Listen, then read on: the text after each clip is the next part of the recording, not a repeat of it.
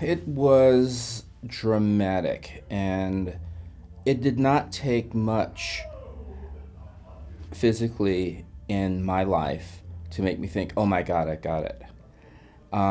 It did not take, you know, luckily the crazy rumors of were quickly over. And then it felt more manageable. And then for me, it felt like, okay, I'm going to miss what I used to be able to do. What did you used to be able to do? I was waiting for you to open that up for me. How was it in the 70s? The 70s were wild.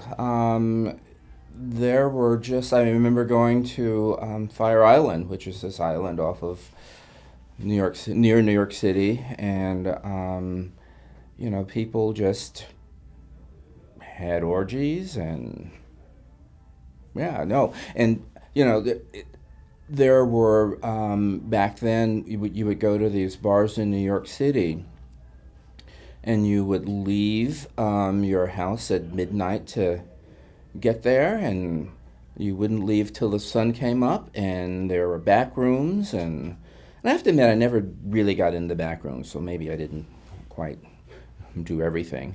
Why But is that? Because you have to see the person? I like seeing the person, and I was getting plenty of sex. I mean, I didn't need to In Europe, they get have more. dark rooms still. And when I was over there, I was like, I need to know who I'm with.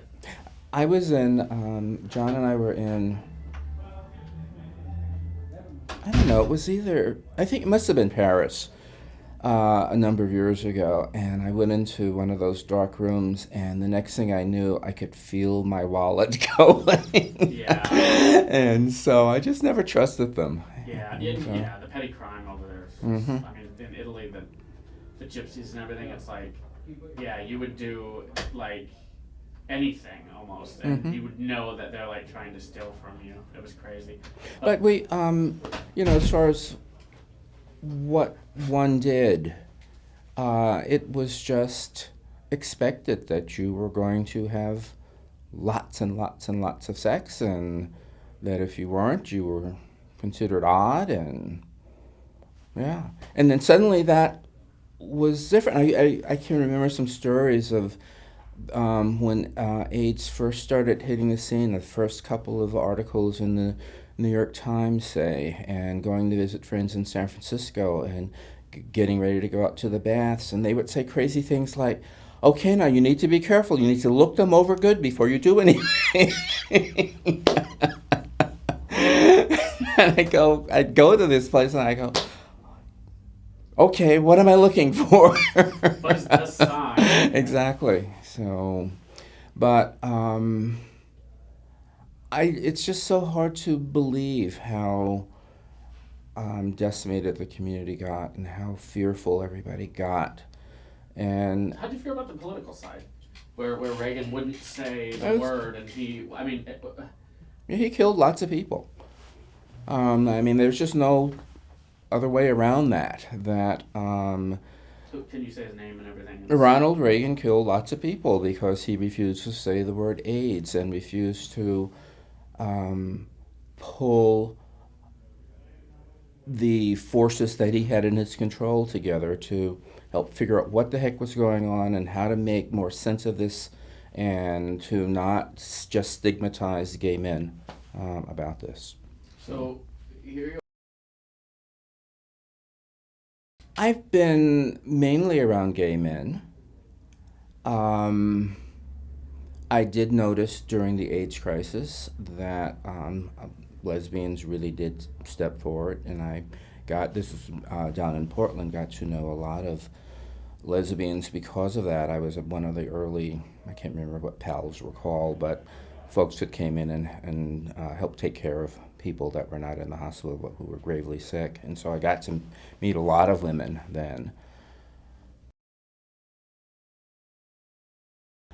Well, I think that a lot of these folks, I mainly work with two guys, so I'll just focus on them. And they would go into the hospital, and then there would just be at this, there wasn't a lot that could be done for them. And so rather than sit in a hospital, it may be insurance, I don't really know, why they were suddenly back in their apartments, but there was this whole group of folks that signed up to go in and take turns helping them. And so we would do all kinds of things and just being company, sometimes to, cleaning up for them, feeding, you name it. And I seem to remember that most of the people that were a part of this were women. But, yeah. How bad was it? What, in your point of view, talk about that. It was really bad.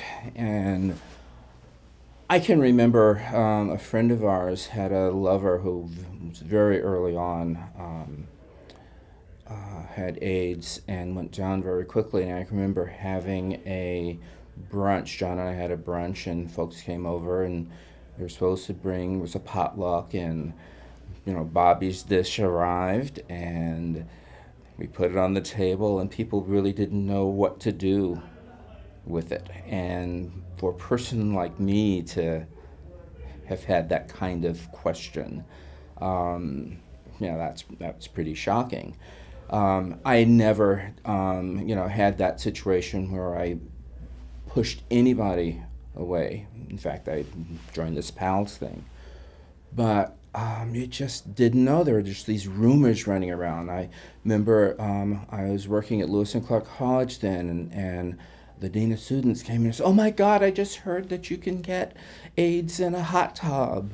And, "Oh my God, I just heard that you can get it from mosquitoes." And would be like, okay, if that's the case, why does it seem to be concentrated in the U.S., in this community of men?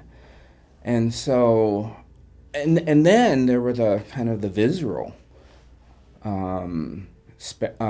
scenes of these guys, just the Walking Dead, with swords in their bodies and being, looking like skeletons, and they were everywhere. Everywhere where? On the streets, everywhere. I mean, you went on Broadway up here, and you could not walk a block without running into at least one person that you would say, "There's one that's got that cancer." And so it was really, really pretty horrible. Luckily, for John and me, we had a handful of friends that got it, but we did not suffer like people say that their entire address book was wiped out. We knew friends of friends and things like that, but only just a handful of folks that actually had AIDS.